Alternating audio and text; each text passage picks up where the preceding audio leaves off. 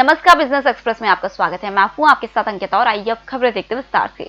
Facebook के advertising integrity प्रमुख Rob लिदन ने कंपनी छोड़ दी है। रॉब लिदन कंपनी के विज्ञापन प्रोडक्ट देखा करते थे और उनके ही दौर में राजनीतिक और कोरोना वायरस पर गलत सूचनाओं की बातें सामने आई थी। उनकी कंपनी से इस हफ्ते विदाई हो चुकी है। रॉब प्रोडक्ट मैनेजमेंट के निदेशक थे। उन्होंने पिछले महीने ही कहा था कि वह दिसंबर 30 तक अपनी कंपनी छोड़ देंगे। इंडियन ऑयल की इंडियन गैस के ग्राहक अब एलपीजी सिलेंडर भराने को लेकर बुकिंग महज एक मिस्ड कॉल देकर करा सकते हैं। इंडियन ऑयल के शुक्रवार को जारी आधिकारिक बयान के अनुसार उसके एलपीजी ग्राहक सिलेंडर भराने को लेकर देश में कहीं से भी एक मिस्ड कॉल नंबर 8454955555 का उपयोग कर सकते हैं।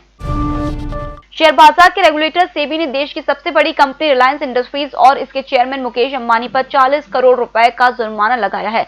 रिलायंस इंडस्ट्री पर 25 करोड़ और अंबानी पर 15 करोड़ रुपए का जुर्माना लगाया गया है। मामला रिलायंस पेट्रोलियम के शेयरों की ट्रेडिंग से जुड़ा है।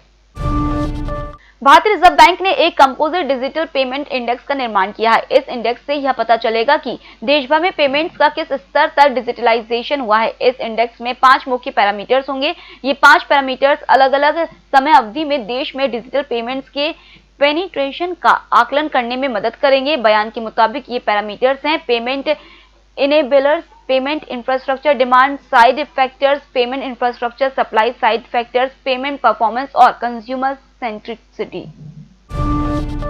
दिसंबर सीजन में गाड़ियों की खुदरा बिक्री कम रहेगी। दौलत कैपिटल ने यह बात 28 दिसंबर को जारी अपनी रिपोर्ट में कही थी। ब्रोकरेज फर्म ने इसके लिए कम डिस्काउंट, किसानों के आंदोलन और 2021 के नए मॉडल के इंतजार में गाड़ियों की कम खरीदारी जैसी वजहें गिनाई थी।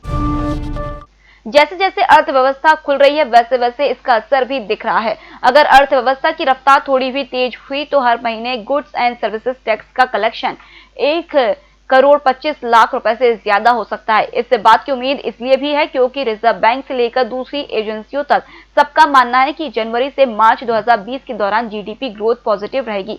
आनंद राठी सिक्योरिटीज के रिसर्च हेड नरेंद्र सोलंकी कहते हैं कि हालांकि जीएसटी कलेक्शन ने कोरोना के पहले के स्तर के आंकड़े को पार कर लिया है, लेकिन अभी इसमें और बढ़ोतरी की गुंजाइश है।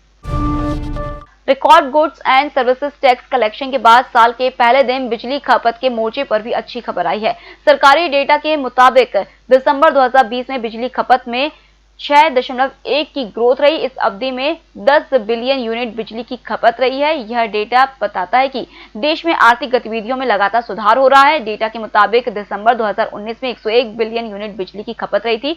सरकारी डेटा के मुताबिक कोविड-19 के कारण मार्च से बिजली खपत में गिरावट आ गई थी। फिलहाल इस बुलेटिन में इतना ही। आप बने रहिए ये टीवी के साथ। नमस्कार।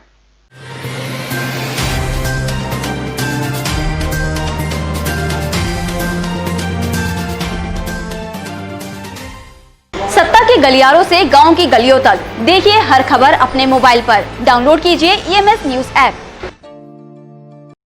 निष्पक्ष, निर्भीक और विश्वसनीय खबरें देखें सिर्फ ईएमएस टीवी पर। डाउनलोड करें ईएमएस न्यूज ऐप।